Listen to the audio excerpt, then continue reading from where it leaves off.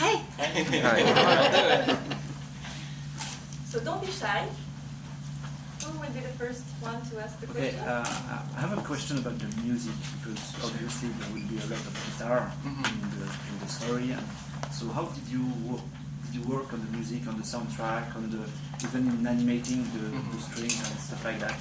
Yeah. So Miguel in this story wants to be a musician, and so at Pixar we always want to have a really kind of sharp attention to detail in everything we do. And so part of that, knowing that this was going to be a film where music would play such an important part of the story, what we've done is whenever we've got music recorded that you see performed in the film, we try to get reference of the musicians playing those instruments so that the animators can then refer to what the fingers are doing, how they're playing the instrument, and we can get it just right on the screen. Because I think that level of realism really helps to draw you into the story and really believe in rooting for this kid who really wants to become a musician even though his family doesn't want him to. But it remains keyframe animation. Excuse me? It remains keyframe animation, actually. Computer animation. Yeah. So. Yeah, it's the process that the animators do is referencing the video footage and then translating the chord progression of the hand patterns and the finger patterns, which strings they're plucking to make it look right. For the music, what were your inspirations? Again, at Pixar, we're really interested in doing research as we dive into different worlds. And for this one, there's so much richness in Mexican music, and there's, I don't know if a lot of people know, but there's such kind of a diversity of styles of Mexican music.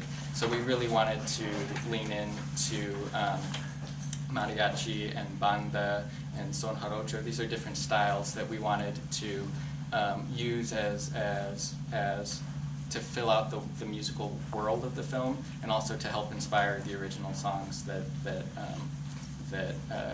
is performed as a part of the story.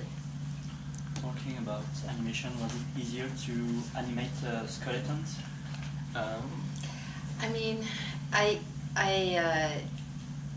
wouldn't. The animator, our group of animators have been doing. First, they were doing Finding Dory. Then they did Cars 3 in aggregate, and so as they started leaning into skeletons, I would say it was more fun. I don't know if it's more fun, but they had a great time doing it. But it was very different from the previous two films that they've been working on, which I think was a pleasure for them, but also a really unique challenge. I think there's a lot more things to keep track of than your usual human character, even like monsters or robots. Yeah. With a skeleton, when you're animating an arm, now you've got the added complexity of each bone and each digit and being able to fall apart and come back together, and so it creates a lot of opportunity that the animators get excited about for humor, but it's also a lot more to keep track of. So they've been blowing us away though. Yeah. So much fun, so much nuance. The movie looked very colorful, but also dark. How did you play between those colors? I think a lot of it was inspired by the kind of visual language associated with the Day of the Dead. There's so much vibrancy and color in the celebration of it, from the like marigold petals, which are laid out in paths to kind of guide the spirits back home, to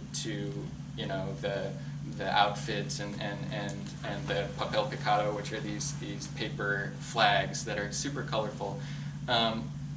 We wanted to be inspired by the color and the vibrancy, and it's also part of the celebration that while it deals with remembering people who've passed away, the Mexican tradition is for it to be a really joyful occasion and for families to come together and have fun remembering the lives of these people. So it really lent itself to creating this world that's super vibrant and vivacious. Ironically, such a lively world about dead people, but it was something we really wanted to lean into. We liked that contrast of really colorful, really celebratory, while still having the fun of skeletons and remembering generations past.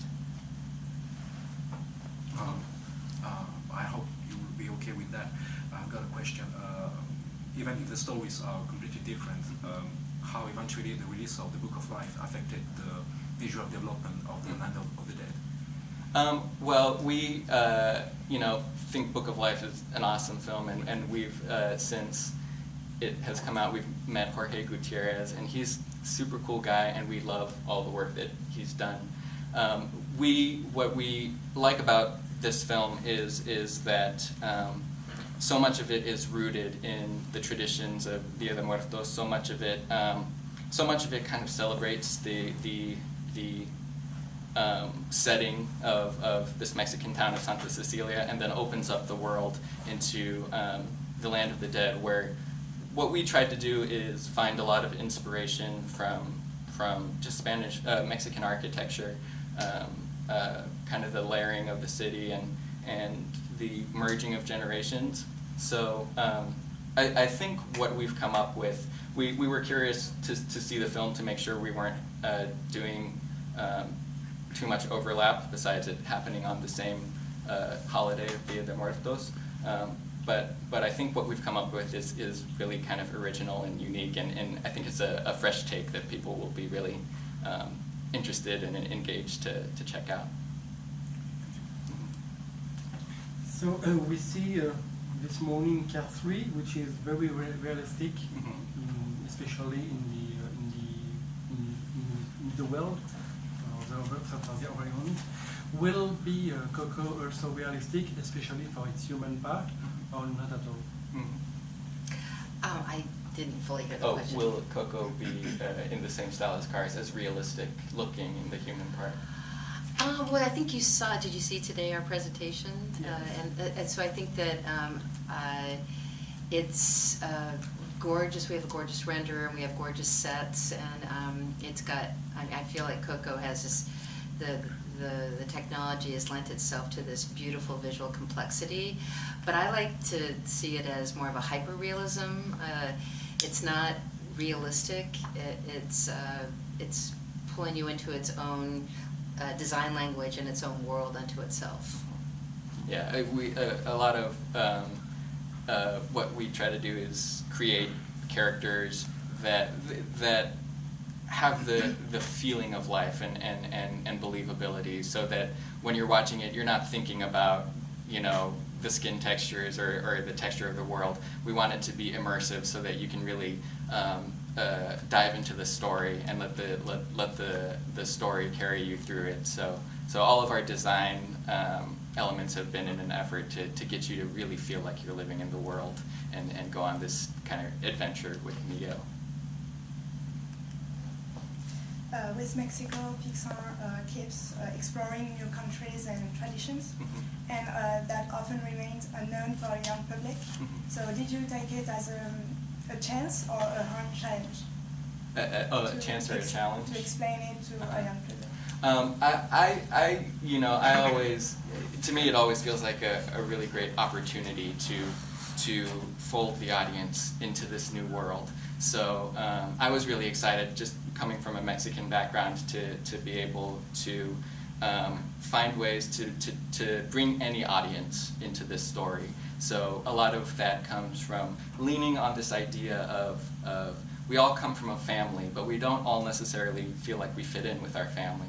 And the journey from feeling like an outsider in your family to learning the stories about where you came from and learning how you're connected to generations that came before you. And because that's so built into the idea of the Day of the Dead, we think people will be really interested and find a lot of personal things to connect to from the multi-generational family standpoint in this story. So I thought it was a great opportunity to build a story out of that idea. The story is about a kid who wants to play music in a family who doesn't like music. As an artist, did you see something like that in your life? not for music, but for arts in general? For me personally, I'm very lucky in that I've come from a family who have been super supportive of my artwork, and I think that's made a lot of difference in terms of kind of finding my voice and being able to grow as an artist.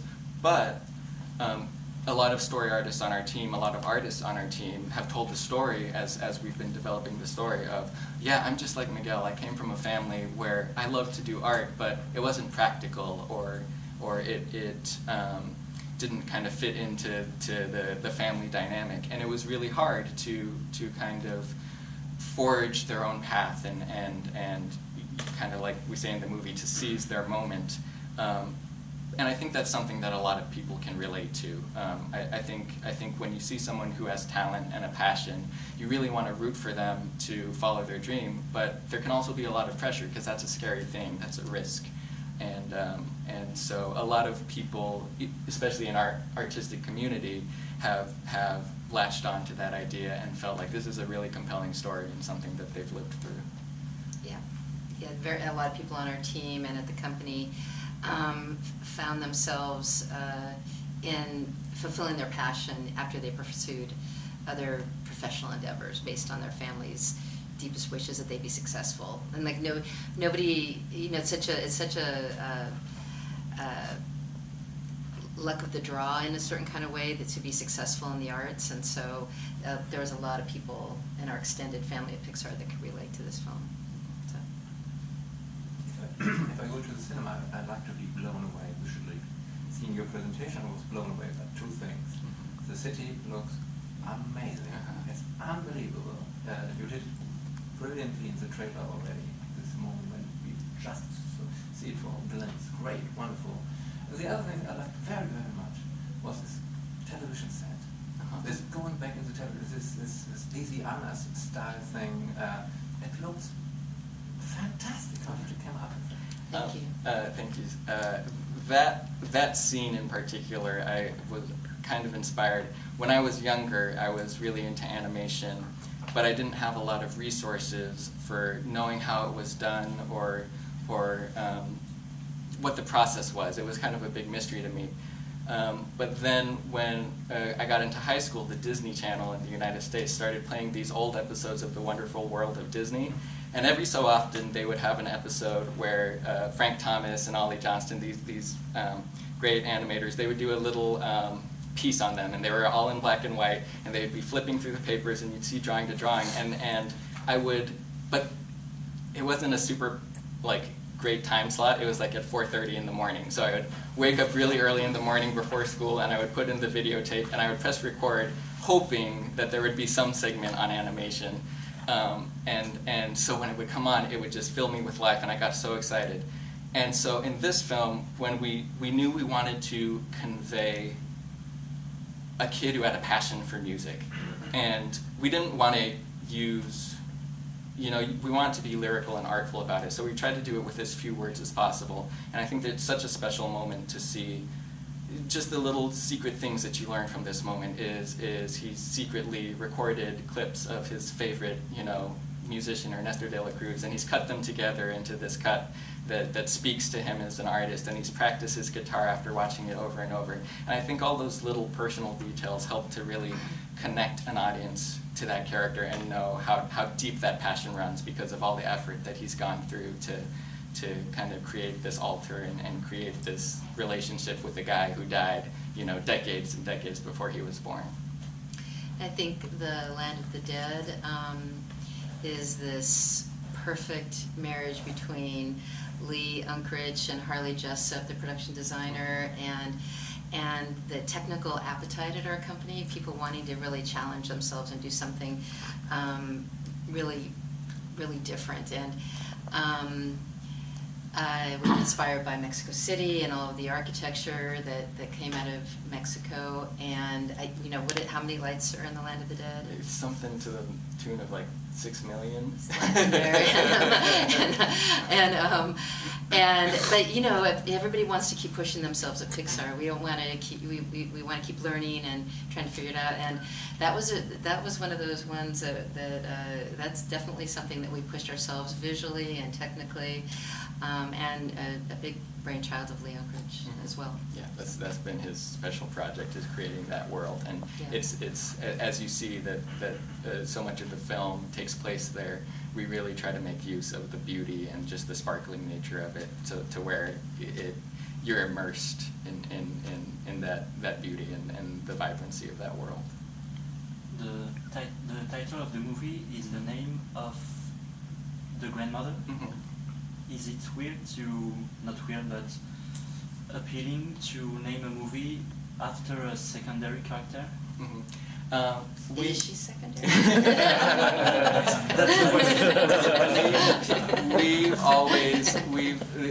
Coco has kind of been working as the title for a long time, and we just kind of fell in love with the sound of it, and there's a certain mystery to it where you don't exactly know what it means, and hopefully it gets the audience to lean in. But we feel so much that in the celebration of Dia de Muertos, it's all about connecting generations and remembering those who came before you, and it's like a family reunion across the divide from the living and the dead. And Coco, as the great-great-grandmother, the matriarch, the oldest living person in this family, kind of becomes this symbol for that connection of the old generation and the new, and so we thought she was the kind of perfect fulcrum around which the story revolves, that it just felt like a right fit for the title. Yeah, what he said. Was the animator who animated the face of the boy when he's playing the guitar? But I think he will win on any award. That scene was divided amongst a few animators. I think the one who did the one where he's closing his eyes, I think that was John Lee. Could be. Let me double check on that, but yeah, our animators have been just doing such a wonderful job, and they're so invested in the characters, and you can tell that when they're animating them, they access all the personal passion and all of the feelings that they have for the art, and you can see it translate so beautifully into the acting. And it really is, like, our animators are world-class actors in the way that they handle these characters, and I couldn't be happier with how the animation's turning out. And that scene for me is movie magic, to the extent that it seems simple, I think. You know, it's not this giant action piece, and yet every single time I watch it, I get pulled into it emotionally, and just the veracity of the emotion and the music is, it is movie magic. It pulls me right into that scene, and it's not an obvious thing that you see in animated films these days. So I'm very proud of that scene when our artists sit down. It's very powerful, and you decide immediately you like him. Mm-hmm. Yeah. It's the moment where you decide I will root for him. Right, Very yeah. much. It was the first scene we put in. Yeah. So. Yes, this morning you said that the Land of the Dead is constantly evolving. Mm-hmm. So have you already think about something else? Not maybe a sequel, but a TV show. We're pretty nose to the grindstone finishing the film right now. Lee, the director, wanted very much to be able to come here and share it for himself, but there's enough left to do that we need to keep working hard on this one, and we'll think about the future later. Last question? Last question. We are here in Annecy Festival. What does Annecy mean to you? What the festival represents for you? I am so. This is my first time here at Annecy. I know it's Darla's first time here at Annecy.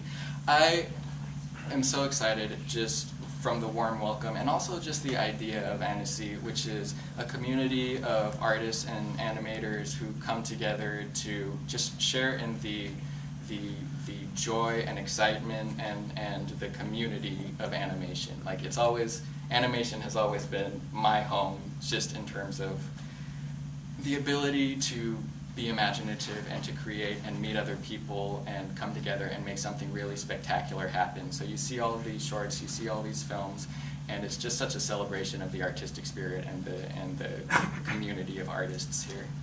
Yeah, and as we are on this marathon making this movie and all the things we're creating, it's like somebody at the 20th mile handing you a glass of water. Yeah. You know, getting the enthusiasm and the love back for what we're doing is really nice. It's really helpful. Yeah. And the last question. My biggest surprise when I discovered the voice casting was actually Renée Victor. So, how much actually her performance influenced her character? The animation of the character. I would say a lot. We in our process we record the voices before we animate, Sure. and she is amazing because she, for Abuelita, has to do two things. She's got to be kind of the keeper of the rules and the kind of hard line. These are our traditions and this is why we have to follow them. And she also has to play that loving grandmother, and she is so wonderful at playing both of those things at the same time, and it creates a lot of humor because I think we all know someone in our family who's like that, who's hot and cold, and you love them, but they'll yell at you if you're doing something stupid, and making it entertaining at the whole time. So you know, Renée is she kind of has brought Abuelita to life in a way that you can see in the tests. Like, Is she physical? yeah, she's very physical in the room. She's in fact, we've got a clip that we didn't show this time, but she moves around a lot, and she also wears a lot of jewelry. So sometimes we have to ask her to take off all her jewelry because it messes with the recording. But she's very vivacious and has brought so much to the party. Thank you. Thank you. Thank you.